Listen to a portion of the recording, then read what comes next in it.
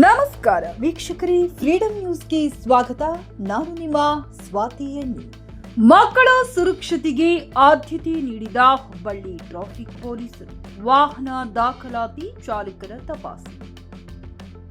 ಹುಬ್ಬಳ್ಳಿ ಶಾಲಾ ಮಕ್ಕಳ ಸುರಕ್ಷತೆಗೆ ಹೆಚ್ಚಿನ ಆದ್ಯತೆ ನೀಡಿರುವ ಹುಬ್ಬಳ್ಳಿ ಟ್ರಾಫಿಕ್ ಪೊಲೀಸರು ಶಾಲಾ ವಾಹನಗಳ ಚಾಲಕರ ತಪಾಸಣೆ ನಡೆಸಿದ್ದಾರೆ.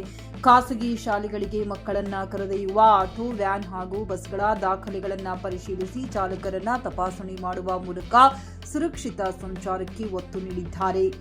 ಹೌದು, ಶಾಲಾ ಮಕ್ಕಳ ಸುರಕ್ಷತೆಯ ದೃಷ್ಟಿಯಿಂದ ಹುಬ್ಬಳ್ಳಿಯ ಉತ್ತರ ಸಂಚಾರ ಟ್ರಾಫಿಕ್ ಪೊಲೀಸರು ವಿಶೇಷತೆ ತಪಾಸಣೆ ನಡೆಸಿದರು.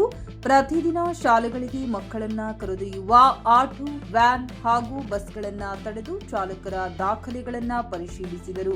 ಈ ವೇಳೆ ಚಾಲಕರು ಮದ್ಯಪಾನ ಮಾಡಿ ವಾಹನ ಚಲಾಯಿಸುತ್ತಿದ್ದಾರೆಯೇ ಎಂಬುದನ್ನು ಡ್ರಿಂಕ್ ಅಂಡ್ ಡ್ರೈವ್ ಪರೀಕ್ಷೆಯ ಮೂಲಕ ಪರಿಶೀಲಿಸಲಾಯಿತು. ಜೊತೆಗೆ ಲೈಸೆನ್ಸ್, ವಾಹನದ ದಾಖಲೆಗಳು, ಇನ್ಶೂರೆನ್ಸ್ ಸೇರಿದಂತೆ ಅಗತ್ಯ ದಾಖಲೆಗಳನ್ನು ಕೂಡ ತಪಾಸಣೆ ಮಾಡಿದರು.